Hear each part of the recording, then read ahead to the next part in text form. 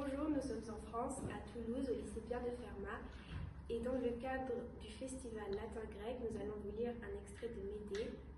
De l'acte 3, scène 2. Ô destinée cruelle, ô sort impitoyable, et toujours également cruel dans sa faveur et dans sa haine. Les dieux ne savent-ils donc trouver à mes malheurs que des remèdes pires que les maux? Si je veux garder la foi conjugale et la reconnaissance que je dois à mon épouse, il me faut dévouer ma tête à la mort. Si je ne veux pas mourir, je suis forcé de devenir parjure. Ce n'est pas la crainte pourtant qui me fait oublier mes engagements d'époux. C'est ma tendresse alarmée, car la mort de mes enfants suivrait de près la nôtre. Si tu habites le ciel, sainte justice, je t'invoque et te prends à témoignage. C'est à mes enfants que je me dévoue. Leur mère elle-même, j'en suis sûre, malgré sa violence et son humeur intraitable, tient plus à ses enfants qu'à son époux. Je viens essayer l'effet de mes prières sur son immérité. Voici qu'à ma vue, elle s'agite et bondit de fureur. La haine respire sur tous ses traits et son visage exprime toute la colère qui bouillonne dans son cœur. Je fuis, Jason, je fuis. L'exil n'est pas nouveau pour moi. C'est à cause de l'exil qui est nouvelle. C'est pour toi que je fuis jusqu'à ce jour maintenant. Je quitte ces lieux, je pars. Mais en me chassant de ton palais, où veux-tu que j'aille? Vers le Phase, à Colchos, dans le royaume de mon père, dans ces plaines arrosées du sang de mon frère. En quel pays m'ordonnes-tu de porter mes pas? Quelle meurtre faut-il que je traverse encore?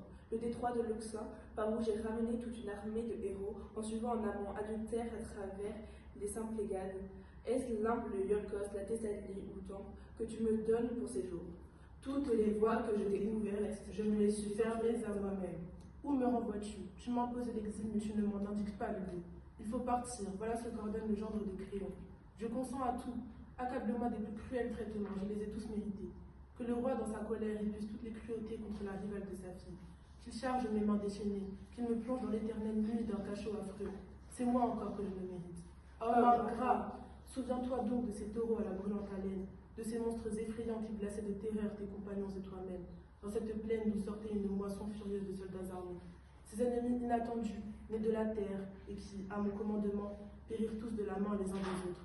Rappelle-toi encore le baiser de Phrixus, dont tu venais conquérir la riche dépouille, et le dragon vigilant forcé pour la première fois de céder à la puissance du sommeil. Et mon frère mis à mort, et tous les crimes résumés par moi en un seul crime, et les filles de Pélias abusées par mes artifices, jusqu'à mettre en pièces le corps de leur vieux père qui ne devait point revivre. N'oublie pas non plus que, pour chercher sur tes pas un autre royaume, j'ai abandonné le mien.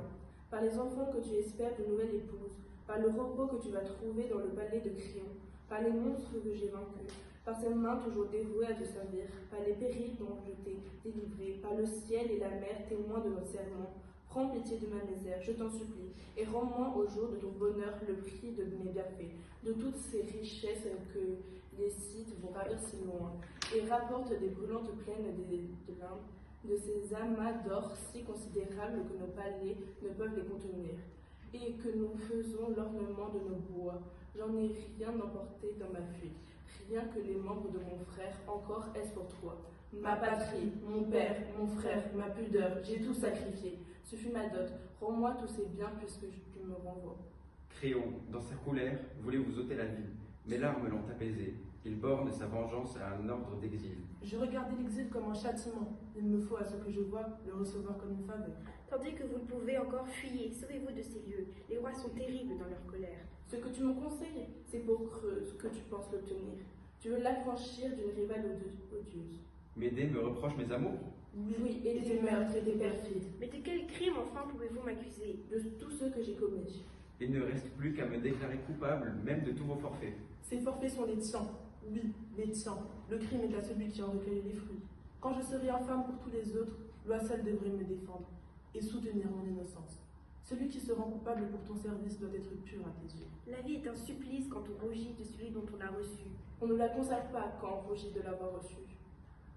Que ne calmez-vous plutôt ces mouvements de fureur? Vous êtes mère, songez à vos enfants. Je n'en veux plus, je les renie, je les repousse de moi. Si Creuse doit leur donner des frères. Elle est reine pour offrir un asile à des fils d'exilés et puissante pour les protéger dans leur infortune.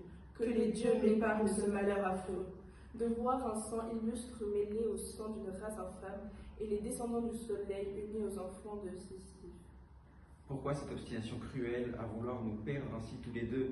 Partez, je vous en conjure. Créon lui-même a écouté mes prières. Que puis-je faire pour vous? Dites-le-moi. Pour moi, tout, jusqu'au crime. Je suis entre deux rois qui me pressent. Tu as aussi Médée, plus puissante qu'eux et plus redoutable. Faisons-en l'épreuve, laisse-moi les combattre, et que Jason soit le prix de la victoire. Le malheur a brisé mon courage. Vous-même craignez le retour des maux qui déjà vous ont accablé. Dans tous les temps, je suis restée maîtresse de la fortune. Acaste s'avance, Créon, plus proche encore, est aussi plus redoutable. Il faut les fuir tous les deux.